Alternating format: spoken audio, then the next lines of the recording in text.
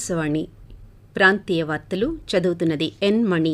ముఖ్యాంశాలు: వరద బాధితులకు సహాయం అందించేందుకు ప్రభుత్వ యంత్రాంగం పూర్తి స్థాయిలో పనిచేస్తోందని ముఖ్యమంత్రి నారా చంద్రబాబు నాయుడు పేర్కొన్నారు. వరద ప్రభావిత ప్రాంతాల్లో సహాయ కార్యక్రమాలపై ఉప ముఖ్యమంత్రి పవన్ కళ్యాణ్ ఈరోజు అధికారులతో సమీక్ష నిర్వహించారు. మహిళలు, బాలికల భద్రత లక్ష్యంగా ప్రత్యేక విమెన్ సేఫ్టీ సెల్ను ఈరోజు అనకాపల్లిలో ప్రారంభించారు. వాయవ్య బంగాళాఖాతంలో రేపు అల్పపీడనం ఏర్పడే అవకాశం ఉన్నట్టు అమరావతిలోని భారత వాతావరణ కేంద్రం వెల్లడించింది. వార్తల వివరాలు: వరద బాధితులకు సహాయ సహకారాలు అందించడానికి ప్రభుత్వ యంత్రాంగం పూర్తి స్థాయిలో పనిచేస్తోందని ముఖ్యమంత్రి నారా చంద్రబాబు నాయుడు తెలిపారు.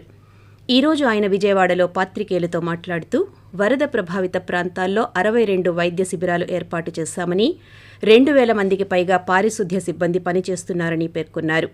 భారీ వాహనాల ద్వారా పెద్ద ఎత్తున వ్యర్థాలను తొలగిస్తున్నామని, అగ్నిమాపక యంత్రాలు సహాయక చర్యల్లో పాల్గొంటున్నాయని వివరించారు. వరద ప్రభావిత ప్రాంతంలోని అన్ని సచివాలయాలకు ఇన్ఛార్జీలుగా సీనియర్ అధికారులను నియమించామని, 32 మంది ఐఏఎస్ అధికారులు సహాయ చర్యలను పర్యవేక్షిస్తున్నారని తెలిపారు. ప్రజలకు ఆహారం, తాగునీరు, పాల ప్యాకెట్లు, మందులు అందజేస్తున్నామని తెలిపిన ఆయన నిత్యావసర వస్తువుల ధరలు పెరగకుండా చర్యలు తీసుకుంటున్నామన్నారు. కేంద్ర మంత్రి అమిత్ షాతో మాట్లాడి వరద ప్రభావిత ప్రాంతాల్లో పర్యటించాల్సిందిగా కోరినట్టు తెలిపారు. విజయవాడ, అమరావతి ముంపు బారిన పడకుండా కార్యాచరణ రూపొందిస్తున్నామని పేర్కొంటూ, కృష్ణా నది కంటే బుడమేరు వల్ల ఎక్కువ నష్టం జరిగింది. బుడమేరుకు రెడ్డిగూడెం నుంచి కోతులవాగని, గంగనీరు నుండి పులివాగని, మునగపాడు నుంచి భీమవాగని, మాధవరం నుంచి లోయవాగని, గడ్డుమడుగు లోయ ప్రాంతం నుండి దొర్లింత వాగని, ఇలాంటివన్నీ చిన్న చిన్న వాగులన్నీ కలిసి అది బుడమేరుగా వచ్చే అవకాశం వచ్చింది. బుడమేరు నేరుగా వెళ్లి కొల్లేరు సదర్స్కు ఈ నీళ్లు పోవాల్సిన అవసరం ఉంది. ఎక్కడికక్కడ కట్టడాలు కట్టి అసలు వాగును పూర్తి చేసే పరిస్థితికి వచ్చారు. ఇది మళ్ళా పునరావృతం కాకుండా కూడా చూడాల్సిన అవసరం ఉంది. టెక్నికల్ డీటెయిల్స్ కూడా అనలైజ్ చేస్తున్నా. మళ్లీ ఇలాంటి ముంపు పునరావృతం కాకుండా చేయాల్సిన బాధ్యత మనందరిపైన ఉంది. వరద ప్రభావిత ప్రాంతాల్లో సహాయ కార్యక్రమాలపై ఉప ముఖ్యమంత్రి కె పవన్ కళ్యాణ్ ఈరోజు అధికారులతో సమీక్ష నిర్వహించారు. ఆహారం, తాగునీటి సరఫరా, పారిశుద్ధ్య నిర్వహణ తదితర అంశాలపై అధికారులతో చర్చించారు.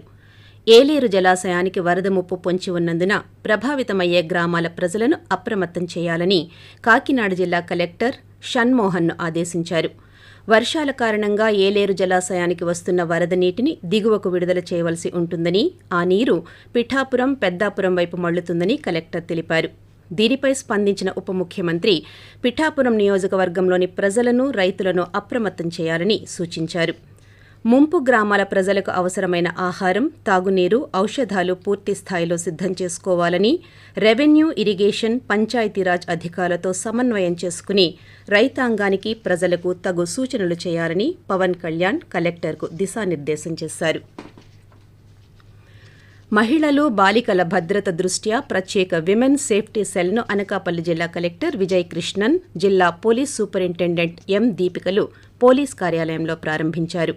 మహిళలపై దాడులను అరికట్టి వారి భద్రతకు భరోసా కల్పించేందుకు పోలీస్ స్టేషన్కు అనుబంధంగా విమెన్ సేఫ్టీ సెల్ పనిచేస్తుందని ఎస్పీ తెలిపారు. విద్యా సంస్థలు, మహిళలు పనిచేసే కార్యాలయాలు, ఇతర ప్రదేశాల్లో మహిళా పోలీసుల ద్వారా మహిళా చట్టాలపై అవగాహన కార్యక్రమాలు నిర్వహించడం జరుగుతుందని వివరించారు. జిల్లా కలెక్టర్ మాట్లాడుతూ అనకాపల్లి జిల్లాలో మంత్రి, కలెక్టర్, ఎస్పీ, జాయింట్ కలెక్టర్లు మహిళలు కావడం విశేషమన్నారు. మహిళా చట్టాలైన POCSO act, good touch, bad touch, ragging, eve teasing, గృహహింస తదితర చట్టాలపై ప్రచార వాహనం ద్వారా అవగాహన కార్యక్రమాలు నిర్వహించడం జరుగుతుందని తెలియజేశారు. వాయవ్య బంగాళాఖాతంలో రేపు అల్పపీడనం ఏర్పడే అవకాశం ఉన్నట్టు అమరావతిలోని భారత వాతావరణ కేంద్ర అధికారులు తెలిపారు. రుతుపవనాల ద్రోణి ప్రస్తుతం జైసల్మేర్, కోట, గుణ, సియోని, రామగుండం, కళింగపట్నం మీదుగా ప్రయాణిస్తూ సముద్ర మట్టానికి 1.5 కిలోమీటర్ల ఎత్తులో విస్తరించి ఉందన్నారు.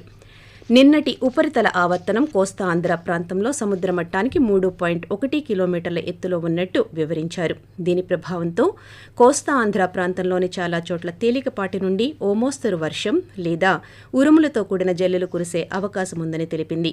1-2 చోట్ల భారీ నుండి అతి భారీ వర్షాలు కురిసే అవకాశం ఉంది. ఉరుములతో కూడిన మెరుపులు, బలమైన ఉపరితల గాలులు గంటకు 30 నుండి 40 కిలోమీటర్ల వేగంతో వీచే అవకాశం ఉందని వాతావరణ కేంద్రం పేర్కొంది. ఆకాశవాణి ప్రాంతీయ వార్తలు వింటున్నారు.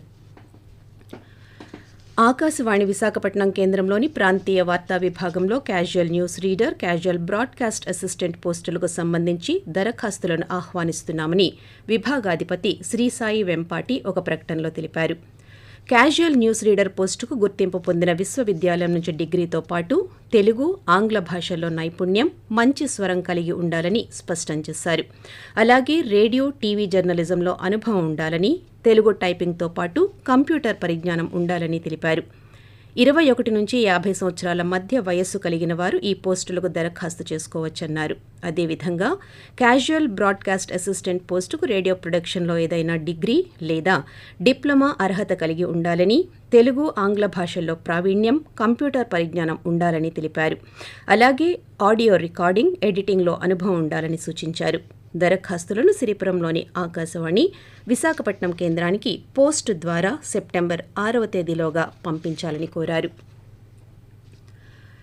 విశాఖకు పర్యాటకులను ఆకర్షించేలా విధానాలు రూపొందించాలని జిల్లా కలెక్టర్ ఎంఎన్ హరేంద్ర ప్రసాద్ సంబంధిత అధికారులను ఆదేశించారు.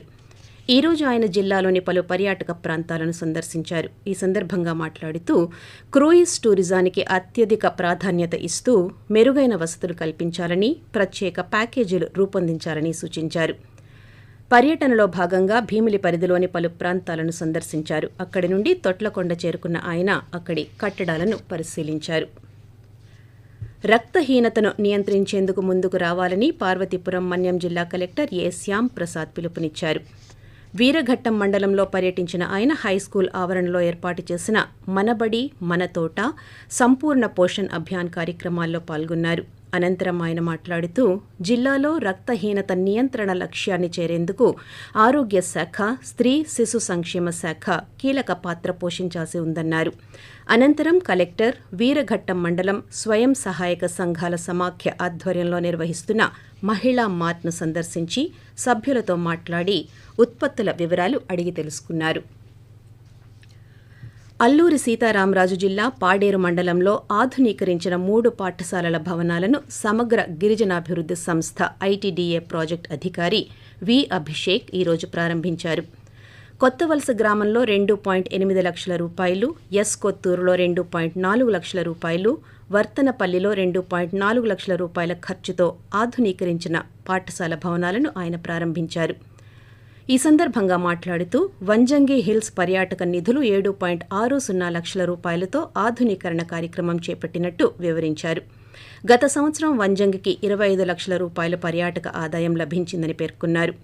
పర్యాటకం ద్వారా వచ్చిన ఆదాయంతో గ్రామాల్లో రహదారులు, పాఠశాల భవనాలు నిర్మిస్తున్నామని పీఓ తెలియజేశారు. వరల్డ్ పవర్ లిఫ్టింగ్లో విజయం సాధించి స్వదేశానికి వచ్చిన 2 క్రీడాకారులకు అభిమానులు గన్నవరం విమానాశ్రయంలో ఘన స్వాగతం పలికారు. మాల్టాలో జరిగిన జూనియర్ పవర్ లిఫ్టింగ్ వరల్డ్ ఛాంపియన్షిప్లో గోల్డ్ మెడల్ గెలిచిన షేక్ సాదియా అల్మస్, 6వ స్థానం సాధించిన ఎం షానున్లకు బంధువులు, కేఎల్ యూనివర్సిటీ విద్యార్థులు శాలువా కప్పి సన్మానించారు.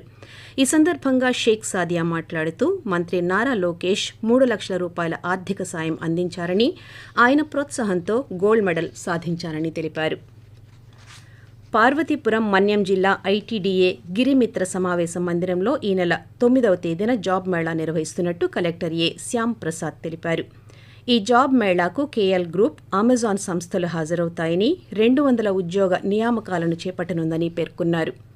10వ తరగతి ఉత్తీర్ణులై ఇంగ్లీష్ చదవడంలో పరిజ్ఞానం ఉన్న యువతీ యువకులు జాబ్ మేళాలో పాల్గొనవచ్చన్నారు. వార్తలు ముగించే ముందు ముఖ్యాంశాలు. వరద బాధితులకు సహాయం అందించేందుకు ప్రభుత్వ యంత్రాంగం పూర్తి స్థాయిలో పనిచేస్తోందని ముఖ్యమంత్రి నారా చంద్రబాబు నాయుడు పేర్కొన్నారు. వరద ప్రభావిత ప్రాంతాల్లో సహాయ కార్యక్రమాలపై ఉప ముఖ్యమంత్రి పవన్ కళ్యాణ్ ఈరోజు అధికారులతో సమీక్ష నిర్వహించారు. మహిళలు, బాలికల భద్రత లక్ష్యంగా ప్రత్యేక విమెన్ సేఫ్టీ సెల్ను ఈరోజు అనకాపల్లిలో ప్రారంభించారు.